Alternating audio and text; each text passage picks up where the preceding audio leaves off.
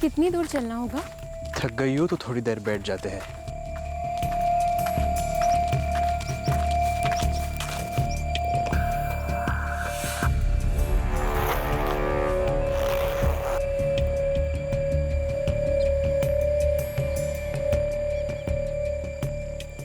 ये लो, प्यास बुझ जाएगी।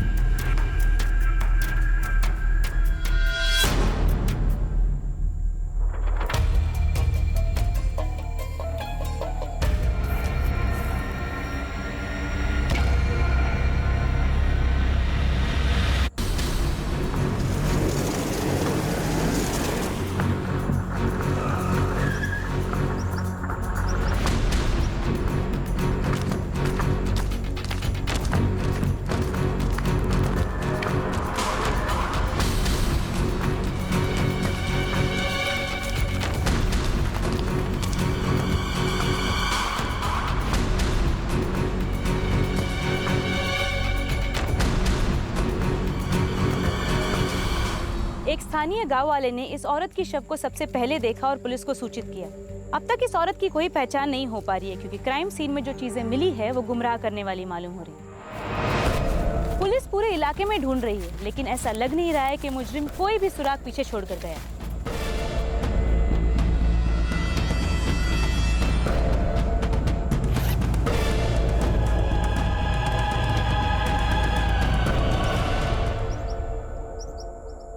सर, विक्टिम के साथ सेक्सुअल असॉल्ट हुआ ऐसा लग तो नहीं रहा है, पर पोस्टमार्टम ही असली तस्वीर सामने लेके आएगा। विक्टिम की पहचान हो सके ऐसा कुछ मिला? सर एक डेबिट कार्ड मिला है, मनोज मात्रे नाम का। मनोज मात्रे विक्टिम का कौन हो सकता है? सर ये जो कोई भी जिसने किया है, ऐसे विक्टिम का पर्स और उसमें अपना डेबिट कार्ड हमारे लिए क्यों छोड़कर जाएगा? पॉइंट है।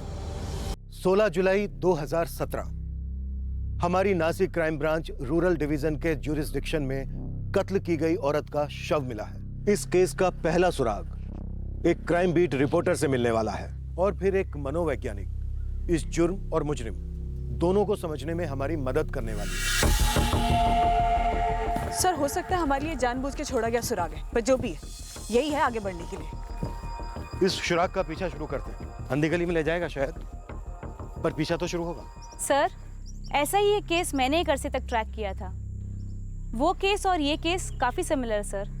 कौन सा केस अर्चना? सर, मडगांव गोवा का केस था 3 साल पहले का। एक्चुअली इन दोनों केसेस में काफी सिमिलैरिटीज है। जैसे कि? सर, मडगांव में भी ऐसी एक जवान लड़की की लाश मिली थी जिसका गला काटा गया था और वो लाश भी एक सुनसान इलाके में मिली थी, जंगल में। और उस लाश के पास भी एक पर्स मिला था जिसके अंदर एक आइडेंटिफिकेशन डॉक्यूमेंट था और वो भी एक आदमी का।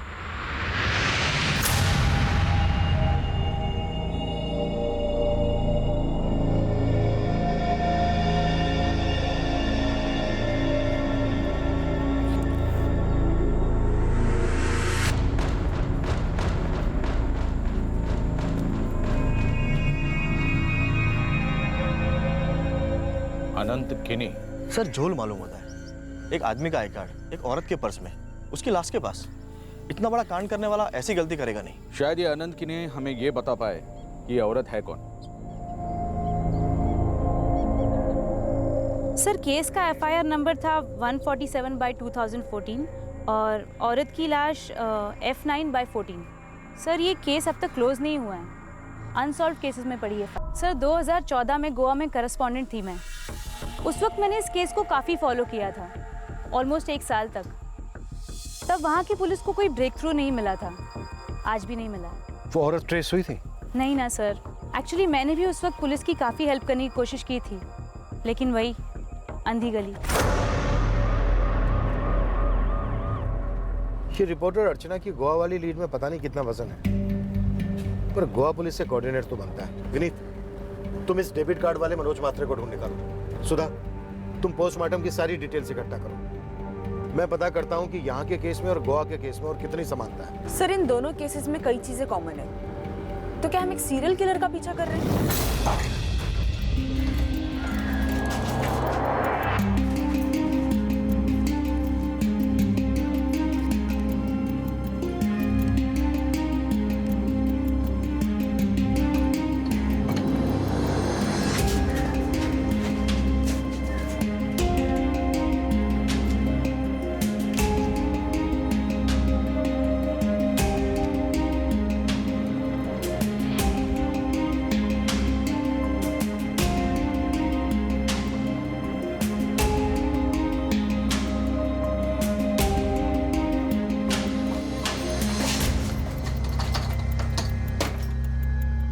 तकरीबन 16 घंटे पहले कत्ल हुआ है और विक्टिम को पता भी नहीं चला होगा कि उसके साथ सेक्सुअल असॉल्ट हो रहा है। तो रेप कंफर्म्ड है?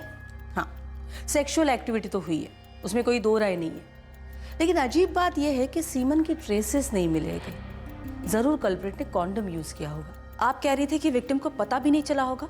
अल्काजेरॉन एक बेहोश करने वाला ड्रग है और विक्टिम के ब्लड स्ट्रीम में भारी मात्रा में पाया गया है। मतलब विक्टिम को टारगेट किया गया था, उसे सुनसान इलाके में ले जाके उसे बेहोश किया गया, शायद पानी या फिर ड्रिंक में ड्रग मिलाकर, और फिर उसका रेप हुआ और फिर कत्ल। पूरी संभावना यही हुआ होगा। लेकिन डॉक्टर, हमें क्राइम सीन से कोई भी कॉन्डम नहीं मिला है और ना ही ऐसी कोई चीज मिली है जो सेक्सुअल असॉल्ट या फिर मर्डर से जुड़ी हो। मुजरिम ने कोई एविडेंस पीछे नहीं छोड़ा है, बहुत चालाक मालूम होता है, शायद तजुर्बेकार। और विक्टिम, इसके बारे में कोई डिटेल? विक्टिम ने जो साड़ी पहनी थी और वो पर्स जो आपको मिला था, उससे यही लगता है कि विक्टिम गरीब तबके को बिलोंग करती होगी। हाँ, इस डेबिट कार्ड की डिटेल्स हमें हमारे बैकएंड से पता करनी होगी कि इस मनोज मात्रे का अकाउंट हमारे कौन से ब्रांच से लिंक्ड है। मिस्टर राव, जितना जल्दी हो सके उतना अच्छा होगा। इस केस में यही एक लीड है हमारे पास, मनोज मात्रे का डेबिट कार्ड जो मारी गई औरत के पर्स में से बरामद हुआ। इस मनोज मात्रे की डिटेल्स मिल जाए तो हमारी काफी हेल्प होगी।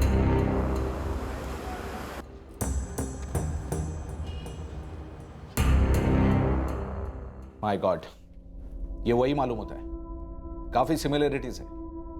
हमारे केस में भी विक्टिम के ब्लड स्ट्रीम से अल्काजेरॉन का हेवी डोज पाया गया था। सफियो, तुम्हारे केस में भी विक्टिम के साथ सेक्सुअल असॉल्ट हुआ था, कॉन्डोम यूज हुआ था? यस गावड़े, कॉन्डोम पहनकर सेक्सुअल असॉल्ट और उसके बाद गला काटा गया। कत्ल के 14 घंटे बाद बॉडी मिली थी। कोल्ड ड्रिंक या पानी में अल्काजेरॉन ड्रग मिलाकर पिलाया गया होगा। रेप, सेक्सुअल एक्टिविटीज तो हुई है, लेकिन विक्टिम को तो पता ही नहीं चला होगा क्योंकि वो बेहोश रही होगी और हमें सीमेंट ट्रेसेस तो मिले नहीं। तो इसलिए हम ये कह सकते हैं कि असॉल्ट कॉन्डोम पहनकर किया गया होगा।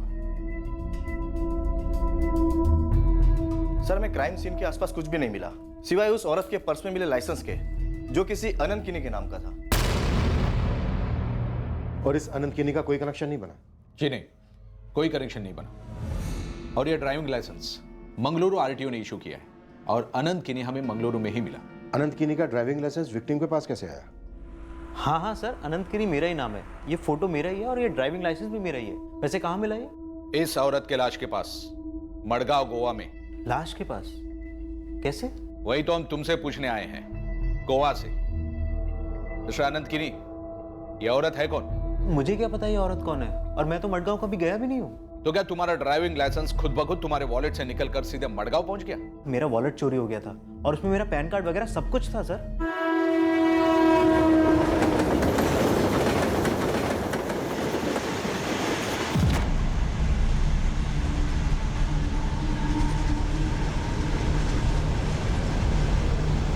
सर 6 महीना पहले की बात है, मैं अपनी वाइफ को कोची छोड़ने गया था उसके पेरेंट्स के घर डिलीवरी के लिए। मैंगलोर वापस लौट रहा था तब ये हुआ। जब सुबह उठकर देखा तो वॉलेट गायब था सर। चोर पकड़ा गया? सर ये आप मुझसे क्यों पूछ रहे हैं? आप यहाँ के वर्धन नगर थाने में जाकर पूछिए ना, मैंने वही रिपोर्ट लिखवाई थी। सर मैंने अपने सारे कार्ड्स ब्लॉक कर दिए थे, नया ड्राइविंग लाइसेंस, नया पैन कार्ड, सब नया बनवाया। ट्रेन में अनंत किनी के साथ और कौन कौन सफर कर रहा था ये तो हम पता कर लेते, लेकिन इतने सारे लोगों में चोर को कैसे ट्रेस कर पाते? ये औरत भी ट्रेस नहीं हुई? एक सिंगल सुराग नहीं मिल पाया उसके आइडेंटिफिकेशन के लिए। शायद मडगांव के बाहर की होगी। हमारी विक्टिम का भी सेम प्रोफाइल भर रहा है। तो फिर पूरे चांसेस है कि आपका मनोज म्हात्रे अनंत किनी के प्रोफाइल का ही निकलेगा, जिसका इस केस से दूर दूर तक लेना देना नहीं होगा। जी मैं ही हूँ मनोज म्हात्रे। मेरा डेबिट कार्ड आपको कहाँ से मिला सर? 3 महीने पहले खो गया था। मनोज, ये कार्ड हमें नासिक डिस्ट्रिक्ट के इगतपुरी के पास मिला, एक औरत के पर्स में। औरत के पर्स में? उस औरत का पहले सेक्सुअल असॉल्ट किया गया, उसके बाद मर्डर। सर मेरा वार्ड तो चोरी हो गया था। भोपाल से नागपुर आते उसमें।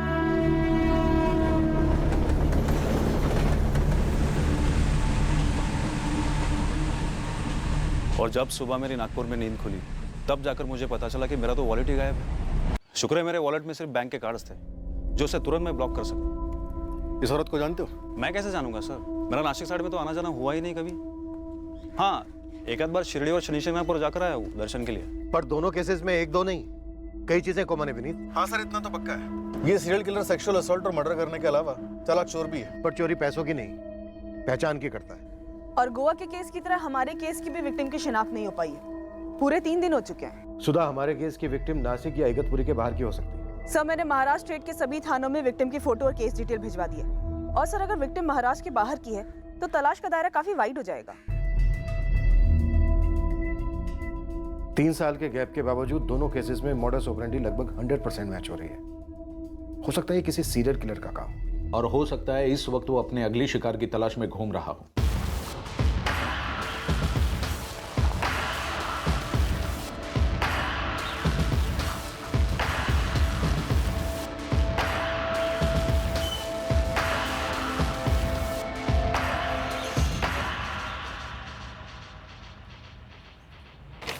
काफ़ी एक्सपीरियंस है काम में। जगदीश माने?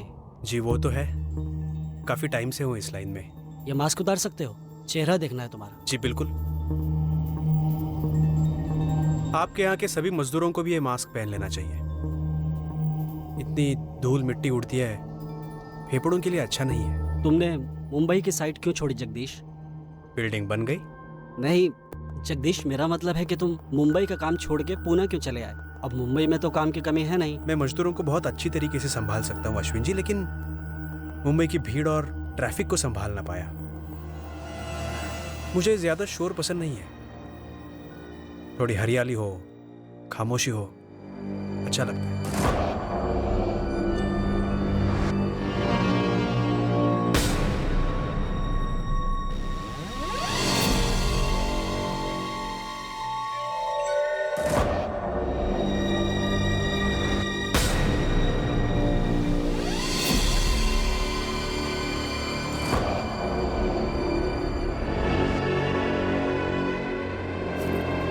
क्या कोई नई है क्या?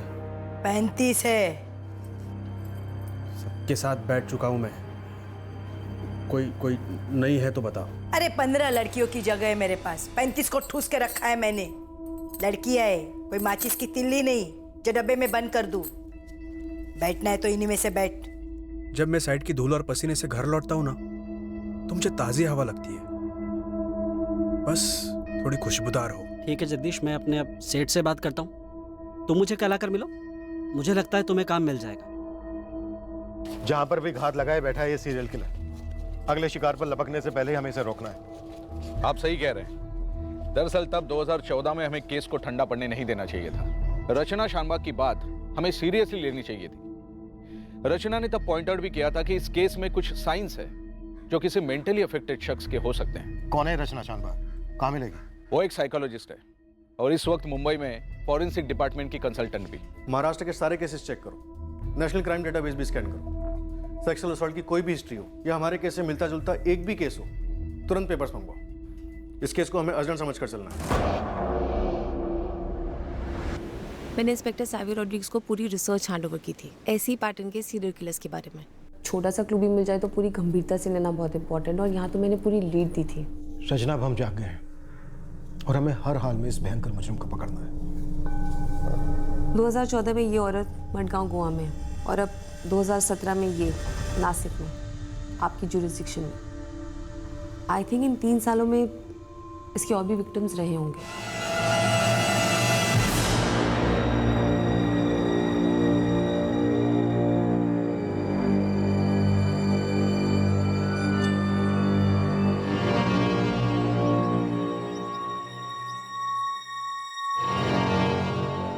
और ये भी हो सकता है कि अभी इस वक्त इस मिनट जब हम उसका एनालिसिस कर रहे हैं तो ये किलर अपने अगले शिकार का टारगेट कर रहा हो।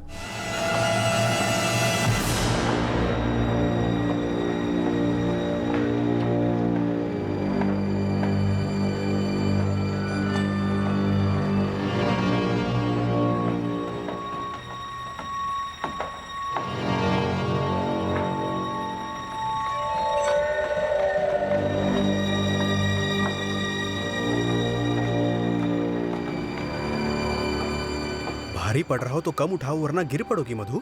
मैं मधु नहीं हूँ माने साहब, मैं तेजस्वनी। सॉरी तेजस्विनी। मास्क है तुम्हारा?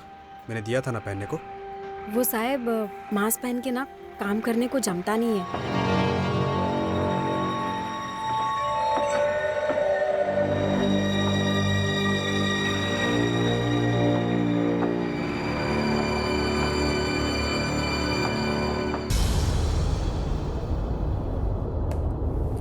2014, 2017 दोनों ही केसेस में एल्काज़ोरॉन ड्रग्स, यानी कि वो दवाइयों का जानकार है।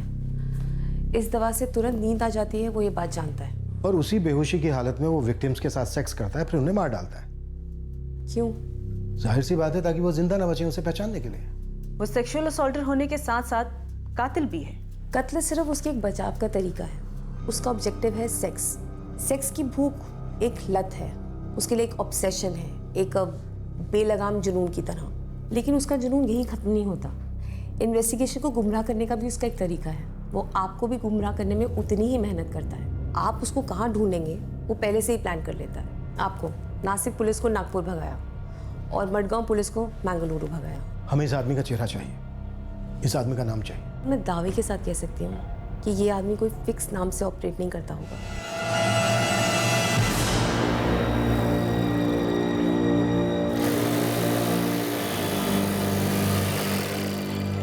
अच्छा काम कर रही हो तुम। सोच रहा हूँ मैनेजर साहब से बात करके तुम्हारी तनख्वाह बढ़ा दूं। Thank you Peter sir. Welcome.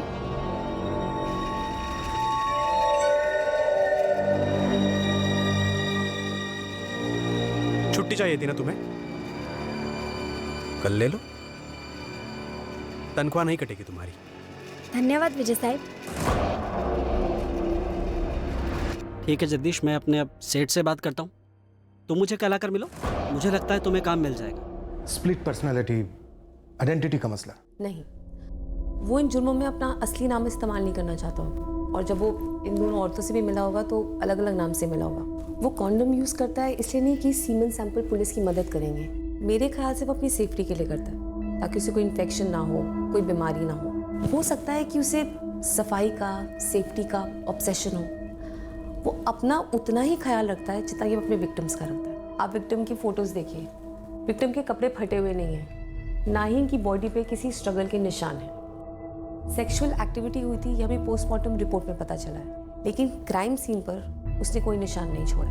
वो पहले अपने विक्टिम्स को बेहोश करता है, फिर बहुत ही सावधानी से उनके कपड़े उतारता है, फिर उनके साथ सेक्स करता है, फिर उसके बाद उनका कत्ल करता है और फिर उतनी एहतियात के साथ उनके कपड़े उन्हें वापस पहनाता है। ये अपने विक्टिम्स को मरने के बाद भी ऐसे ही नहीं छोड़ता, उनको अच्छे से वापस कपड़े पहनाता है। तभी उसके विक्टिम्स आपको ऐसे मिलते हैं जैसे कि वो मानो आराम से सो रहे हो। उसने दोनों मर्डर्स जंगल में किए, जहाँ लोगों का आना जाना ना के बराबर होता है। ऐसा किलर शायद पहले से ही तय करके रखता होगा कि किस दिन, कितने बजे, कौन से इलाके में उसको अपने विक्टिम को लेकर आना है। वो पूरे इलाके को बहुत अच्छे से स्टडी करता होगा। विक्टिम्स को किसी बहाने वहाँ पर लेकर जाता होगा। इगतपुरी के पास जंगलों में जहाँ पर आपको इस विक्टिम की लाश मिली, वहाँ पर कुछ मशहूर है। एक मंदिर है, इच्छापूर्ति मंदिर। मडगांव में भी कृष्ण मंदिर है, क्राइम सीन से थोड़ी ही दूर। तो शिकार को मंदिर ले जाने के बहाने वो जंगलों के रास्ते जाता होगा, और शायद शादी का भी झांसा वासा देता होगा। Who knows? मैंने मडगांव वाले केस में सारे पैटर्न स्टडी किए थे और अपनी रिपोर्ट फाइल की थी। और इस केस को साइनाइड किलर की केस स्टडी के साथ मैच किया था। Bus stop killer. Right. Cyanide killer mostly bus stop पे अपने शिकार को मारता था और ये शख्स जंगलों में, वो भी एक जगह अपना शिकार नहीं करता था, अलग अलग शहरों में घूम कर करता था। और ये 2014 में मडगांव, 2017 में नासिक, और अब ये शख्स नासिक में नहीं मिलेगा। इस शख्स का चोरी करने के तरीके में भी एक पैटर्न है। ये अलग अलग जगहों से वॉलेट्स चुराता है और फिर उनके आईडीज इस्तेमाल करता है। मडगांव में मैंगलुरु के किसी आदमी का और नासिक में नागपुर के किसी आदमी का आईडी इस्तेमाल हुआ है। ये शख्स सिर्फ कत्ल करने के लिए सफ़र नहीं करता है, चोरी करने के लिए भी सफ़र करता है। वो शायद काफ़ी दूर दूर तक जाता होगा, चोरी के लिए भी अपना टारगेट काफ़ी सावधानी से चुनता होगा, शायद उनसे पहले दोस्ती भी करता हो, शायद इस बात को भी इंश्योर करता हो कि वो लोग उस शहर नहीं जा रहे जहाँ वो कत्ल प्लान कर रहा है। ये दोनों अनंत किनी और मनोज महात्रे, इन दोनों की वॉलेट्स चोरी करने में भी एक चीज़ नोटिस करने लायक है। इन दोनों की वॉलेट्स चोरी हुए हैं, सेलफोन्स नहीं, जबकि इन दोनों के सेलफोन्स चोरी करना भी उतना ही आसान होता। मतलब ये अपने साथ कोई ऐसी चीज नहीं रखना चाहता जिससे ट्रेस हो सके। बिल्कुल। तो फिर ऐसे शातिर को कोई चेहरा, कोई नाम कैसे दे? ये जो आपके दोनों विक्टिम्स हैं, ये निचले तबके से हैं। हो सकता है कि ये दिहाड़ी मजदूरी करते हों या फिर अपने परिवार से दूर रहते हों, इसीलिए इनकी मिसिंग कंप्लेंट आज तक आप तक नहीं पहुंची। या ये भी हो सकता है कि इनके आगे पीछे कोई ना हो, इसलिए इनके परिवारों में कोई भूचाल नहीं आया। ये शख्स या तो ये इसी तबके का है या फिर इस तबके के लोगों के साथ काम करता है, उनके कांटेक्ट में है, जहाँ पर ये इन लोगों को स्पॉट करता है और फिर उनसे दोस्ती करता है। उसके अंदर कोई तो ऐसी क्वालिटी है, कोई तो ऐसी पार है जिससे वो औरतों को कंफर्टेबल फील करवाता है, या फिर यूँ कहिए उन्हें फंसाता है।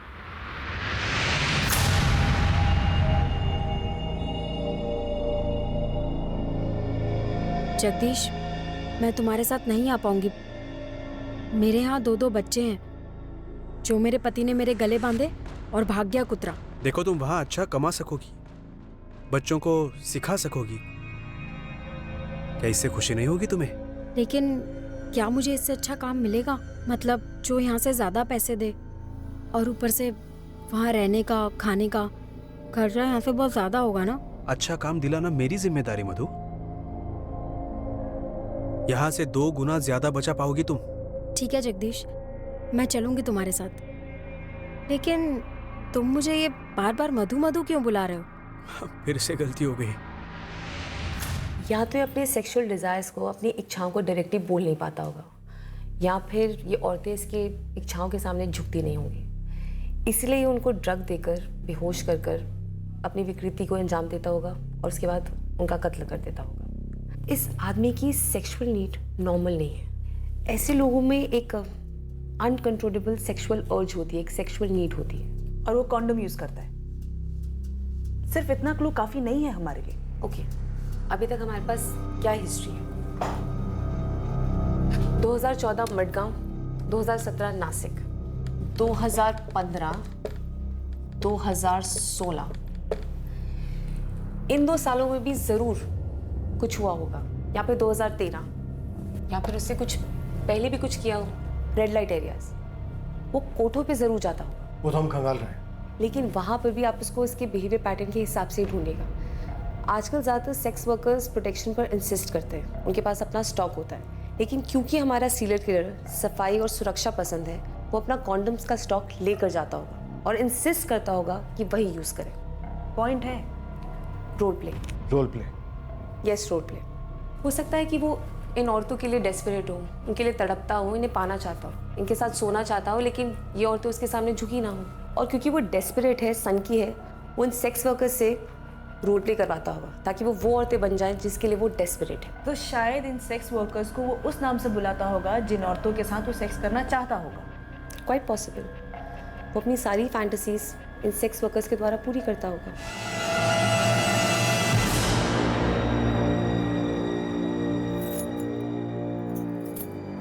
साड़ी है तेरे पास?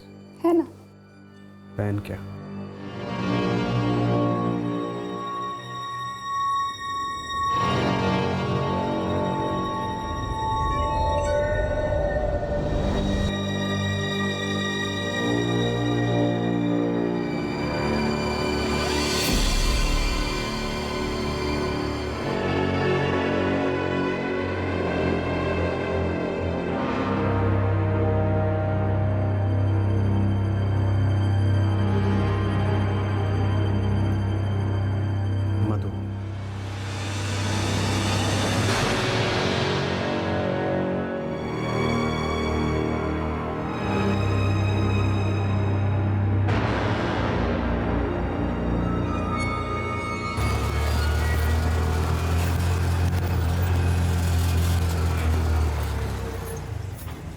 अरे अस्मिता, थोड़ा जल्दी आना, मेरी और भी सवाल है। अरे जाने तो दे पहले।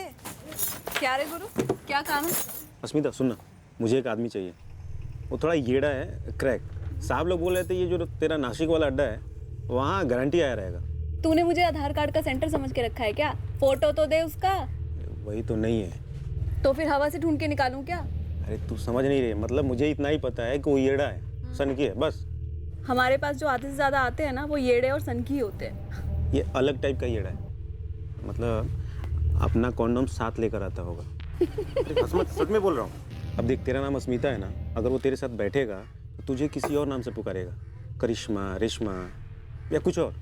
अरे कोई आइटम होगी, इसके हाथ नहीं आई होगी, तो रोल प्ले टाइप का कुछ करता होगा ऐसा। साहब लोग बोल रहे थे। आगे बोल। शायद कुछ खास कपड़े पहनने को बोलता होगा, और शायद सेक्स भी अलग तरीके से करता होगा। अरे कुछ पागल रे, ये टाइप का कुछ। मेरा पाला तो ऐसा किसी से नहीं पड़ा अभी तक। तो बात घुमा अपने कोठे पे और बाकी कोठों पे भी। क्यों भाई, क्या किया इसने? किसी की जेब काट के भागा है क्या? गला काटा है, कम से कम 2 औरतों का, और इससे ज़्यादा भी हो सकती हैं। एक सीरियल किलर हो सकता है। मतलब ये वैसा साइको है जैसे फिल्मों में साइको होते हैं? वैसा ही, पहले दवा खिलाता है, बेहोश करता है, और कॉन्डोम पहन के रेप करता है, फिर मर्डर, फिर फरार। सर इस तरफ वाले सभी चेक किए, कोई भी पैरोल पर नहीं। ये बीच में मर्डर रेप केस के जितने भी पंटर बेल पर हैं सभी को राउंड अप कर रहे हैं। और ये रेप केस अक्यूज्ड, सभी की कंपलसरी हाजिरी चल रही है सर। मुझे लगता है हमारा टारगेट दिखने में खूंखार नहीं होगा, एक सभ्य किस्म का चेहरा होगा जिसे देखकर औरतें डरती नहीं होंगी दोस्ती करने में। कोई ऐसा होगा जिसे ये देखकर बिल्कुल फीलिंग ना हो कि उसके अंदर इतनी विकृति भरी पड़ी है। लेकिन हाँ, किसी ने उसकी कोई अजीब आदत नोटिस जरूर की होगी, पर उससे कोई खतरा महसूस नहीं किया होगा। इन दोनों औरतों पर अभी तक कोई लीड क्यों नहीं मिली है? सर टिटवाला, कल्याण, कसारा, इन जगहों पर जहाँ भी कंस्ट्रक्शन का काम जोरों शोरों से चल रहा है, हमने सब जगह अपनी टीम लगा दी है। गुरु खबरी वहां रेड लाइट एरिया चाहता है।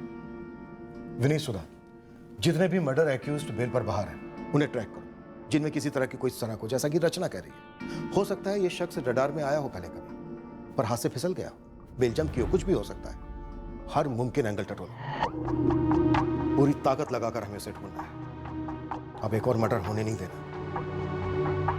पुराने कैदियों और आरोपियों से बात की गई, इस उम्मीद से कि शायद कोई इस तरह के बिहेवियर वाला उनके ध्यान में आया हो। रेड लाइट एरिया के कोठों पर हमारे खबरी पूरे जोश से उस शख्स के बारे में कोई ना कोई सुराग ढूंढने की कोशिश में थे। रचना शानबाग नेशनल क्राइम डेटाबेस से इस तरह के अन्य अपराध और उनसे जुड़े आरोपियों को खोजने में हमारी मदद कर रही थी। पूरे राज्य और राज्य के बाहर के भी पुलिस थानों में दोनों विक्टिम्स की तस्वीरें और डिटेल्स भेजी गई, इस उम्मीद से कि कहीं कोई सिमिलर मिसिंग केस या कोई इंक्वायरी में कोई छोटा सा भी ब्रेक थ्रू मिला हो। पर जिस आदमी की हमें तलाश थी वो अभी हमसे कोसों दूर था। गुमनामी की चादर में लिपटा वो कोई भी हो सकता था, कहीं भी हो सकता था।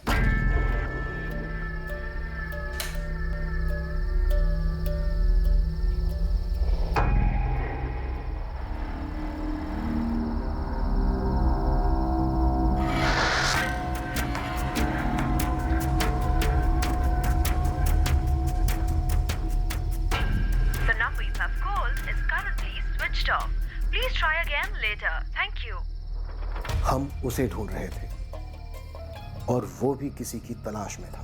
तुम्ही डायल केलेला नंबर बंद आहे, कृपया थोड़ा वेळाने। पर हमारे अलावा इस विकृत हत्यारे को कोई और भी खोज रहा था।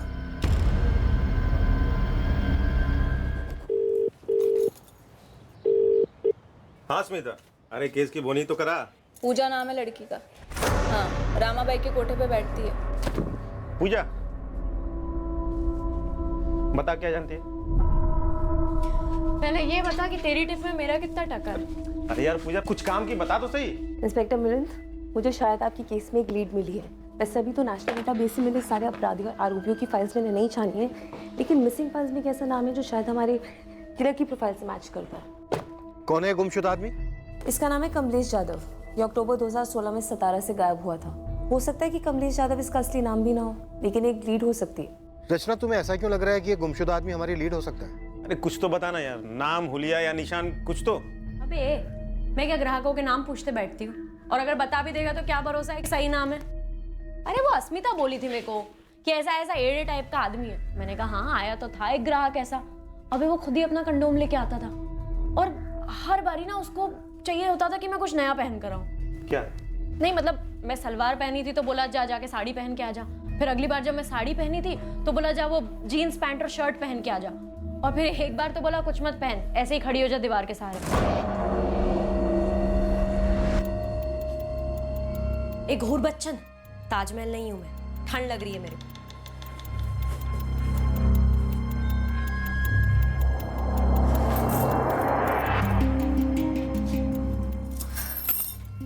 अबे चवन्नी कम, धंधा करती हूँ एक बात है, लेकिन खिलौना नहीं हूँ, समझा? अपना भी मूड, इज्जत विज्जत सबका लफड़ा होता है। अगर तेरा मूड नहीं है ना तो अपना भी मूड नहीं है। काहे को हर 4 दिन में आके यहाँ पे रायता फैला रहा है? मैं ना रमाबाई से बात करूंगी, अगली बार से ना मेरे को तेरे साथ ना बिठाए। मेरे को नहीं बनना किसी येड़े की मधुबाला। ऐसी बात मत करना तू मधु, देख माफ कर दे अबे मुझे। मधु नहीं हूँ मैं, पूजा हूँ, पूजा। उस दिन जो टोचन दिया ना साले को, आज तक नजर नहीं आया है। वो तेरे को मधुबाला बोलता था ना, मतलब बनने को बोला था ना। नहीं नहीं, तू मेरी मधु है, बस इतना ही बोलता था। अभी मैंने भी सोचा क्या फर्क पड़ता है, किसी भी नाम से बुलाया, मैंने कौन सी शादी करनी है उसके साथ में। पर फिर ये बंदा बैठता था मेरे साथ में और कुछ भी होने के पहले ना पानी मांगता था और जाके हाथ धोता था, और फिर सब कुछ हो जाने के बाद में वापस जाके साबुन से हाथ धोता था, और कभी कभी तो यूं ही बीच में ही हाथ धोने चले जाता था।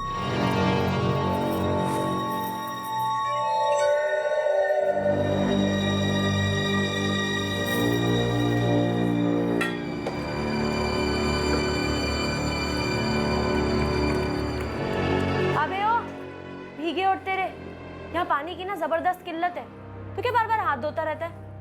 कूड़ादान हूं मैं?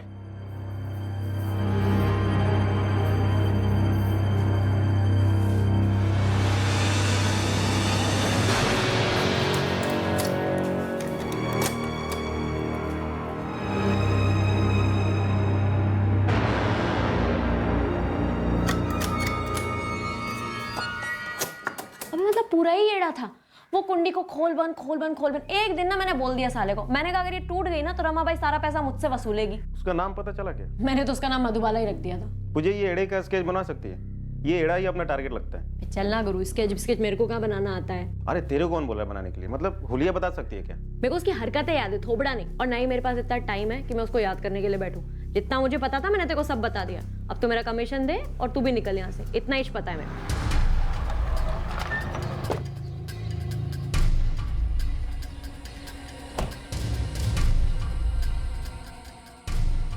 ये रहा वो शख्स, सतारा में लेबर सुपरवाइजर था, अक्टूबर 2016 से गायब है।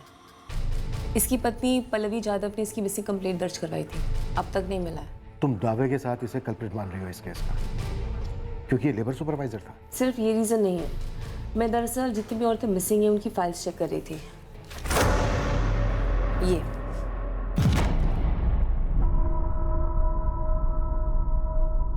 कनेक्शन क्या बनता है रचना? ये लड़की मोनाली कुरवेकर चिपलून से गायब होती है, तो ये दोनों केसेस आपस में कैसे जुड़े हुए हैं? दरअसल मोनाली कुरवेकर की मिसिंग रिपोर्ट पंचगनी के पास वही में दर्ज कराई गई। मोनाली के फादर है चंद्रकांत कुरवेकर और मदर है उषा कुरवेकर, और इसकी बहन है पल्लवी जाधव, कमलेश जाधव की पत्नी। मैं कोई नतीजे पे नहीं पहुंच रही हूँ, मैं सिर्फ सारी डॉट्स ज्वाइन करने की कोशिश कर रही हूँ। दरअसल ये लेबर सुपरवाइजर कमलेश यादव की प्रोफाइल मेरे दिमाग में अटक गई थी, वो भी अभी तक नहीं मिला है। और फिर मुझे मोनाली की मिसिंग फाइल मिली। मोनाली जो पल्लवी की बहन है, पल्लवी जो मिसिंग कमलेश यादव की पत्नी है, और मोनाली अभी tक नहीं मिली है। कमलेश यादव की पूरी डिटेल्स निकालते हैं, सतारा में इसकी फैमिली का कोई ना कोई जरूर होगा। सर गुरु खबरी आया है, भेजो उसे। बोल गुरु। सर रामाबाई के कोठे पे एक पूजा करके लड़की है, उसका एक कस्टमर था, वो बिल्कुल वैसा ही था जैसा आपने बताया था, वही कॉन्डोम वॉन्डोम रोल प्ले जैसा, लेकिन 1 महीने से वो आया नहीं उधर। इस पूजा को ले आता अपने साथ? पूजा बोल रही थी, उसका चेहरा वेरा याद नहीं उसे, तो स्केच नहीं बना सकती। ये एड़ा 1 महीने से आ नहीं रहा है ना उधर। हाँ वो बोल रही थी हर बारी उसे अलग अलग कपड़े में देखना उसे पसंद है, उसे मधु मधु करके बुलाता था। अगर वो स्केच नहीं बनवाना चाहती है तो हम उसे फोटो दिखा सकते हैं। गुरु ये फोटो दिखा से और पूछिए याद नहीं है क्या? सतारा के इस केस की डिटेल्स निकाल दो। इस केस में हर लीड दरअसल अंधेरे में तीर था, पर हमारा मुजरिम बेहद खतरनाक था और हमें किसी भी सूरत में उसे ढूंढना ही था, चाहे वो कोई भी हो, कहीं भी हो। और रचना द्वारा दी गई लीड हमें उस शख्स की पहली झांकी देने वाली थी कि आखिर वो शख्स कौन था जिसे हम खोज रहे थे। और रचना द्वारा दी गई लीड हमें उस शख्स की पहली झांकी देने वाली थी कि आखिर वो शख्स कौन था जिसे हम खोज रहे थे। हाँ, वो मिसिंग कमलेश यादव का केस मुझे अच्छे से याद है। सीरियल किलर कैसे पार्टी? इस वक्त हम दावे के साथ तो नहीं कह सकते, लेकिन ये कमलेश यादव हमारा टारगेट हो सकता है। हमें कमलेश की पत्नी पल्लवी यादव से बात करनी थी और कमलेश की फैमिली तक भी पहुंचना। लेकिन सतारा में तो कमलेश यादव की कोई फैमिली है ही नहीं। तो फिर कहाँ है? कमलेश यादव की पत्नी पल्लवी ने हमको बताया था कि उसकी कोई फैमिली है ही नहीं। कुछ तो बड़ा पार्टी। पल्लवी की छोटी बहन मोनाली भी चिपलून से तकरीबन उसी वक्त गायब हुई थी जब कमलेश यादव गायब हुआ था। हाँ, मुझे मालूम है। आप पल्लवी यादव से बात करना चाहते हैं? हाँ ठीक है, आप मुझे आधा घंटा दीजिए, मैं पल्लवी से कांटेक्ट करता हूँ। मोनाली कुर्वेकर की मिसिंग कंप्लेंट यहाँ वाई में हमारे ही पुलिस स्टेशन में दर्ज हुई थी, लेकिन वो गायब यहाँ से नहीं हुई थी। मोनाली के माँ बाप का कहना था कि मोनाली को चिपलून के किसी होटल में नौकरी मिली थी, इसलिए वो चिपलून गई थी। हमने चिपलून के सभी छोटे बड़े होटल्स में पूछताछ की थी। मोनाली कुर्वेकर नाम की किसी लड़की को किसी होटल में कोई नौकरी नहीं मिली थी। क्या? 14 अक्टूबर 2016 को मोनाली अपने घर से चिपलून के लिए निकली थी, लेकिन तब से उसका कोई पता नहीं। मोनाली के माँ बाप ने उसी शाम आकर कंप्लेंट लिखवाई थी। मुझे मोनाली के माँ बाप से बात करनी है।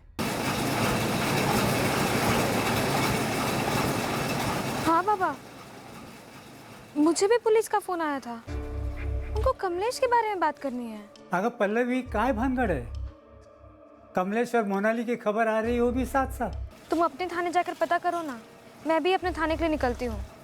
जरूरत पड़ेगी तो मैं वाई आ जाऊंगी। मी आधीच सांगितलं होतं, इस कमलेश में खोट है, लेकिन पल्लवी ने हमारी सुनी ही नहीं। उषा, कमलेश गया खड्डे में। मुझे अपनी बेटी मोनाली की फिक्र है।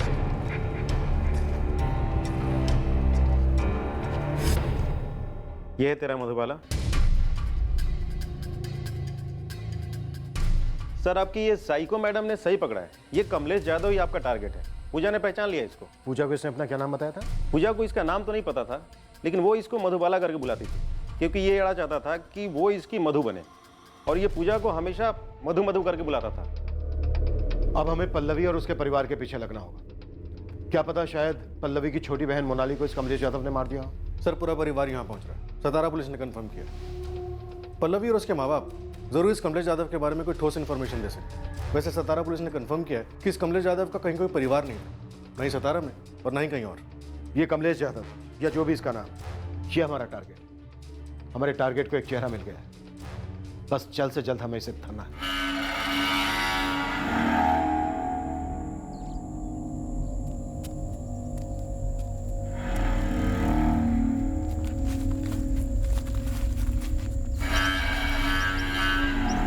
इंस्पेक्टर मिलन बिल्कुल सही है। कमलेश यादव ही हमारा टारगेट है। मुझे और सबूत मिले हैं उसके खिलाफ। और क्या सबूत मिले रचना? मैंने आपसे कहा था ना, ये सस्पेक्ट पहले भी पुलिस के रडार में रहा होगा और फिर फिसल गया होगा।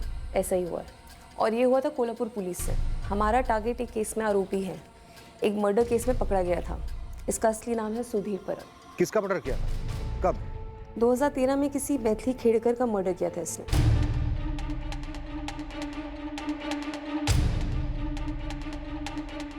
जैसा तुमने कहा रचना, एग्जैक्ट वैसा ही हुआ। 2013 में इस साइको ने अपना खाता खोला। करेक्शन, 2013 में पुलिस की रडार में आया था। हमें नहीं पता कि इसने अपने मर्डर का सिलसिला कब शुरू किया था। इंस्पेक्टर, मुझे डर है कि हमें इसे जल्द से जल्द पकड़ना होगा, इससे पहले कि किसी और को अपना शिकार बना ले।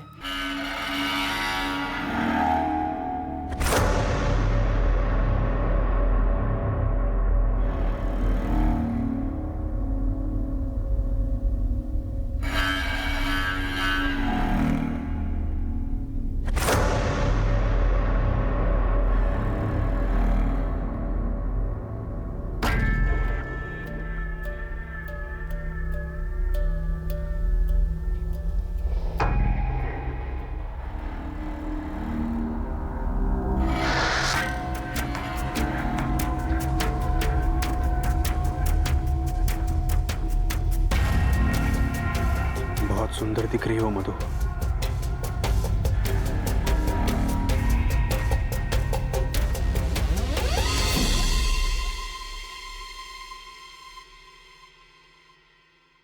तेजस्विनी, कब निकलना है यहाँ से? मैंने सुपरवाइजर साहब से बात कर ली है, यहाँ से डबल पैसे मिलेंगे। सच? सच। मुझे 1 हफ्ते का वक्त दो जगदीश, वो बच्चों को समझाना होगा। जो भी करना है बस जल्दी करो।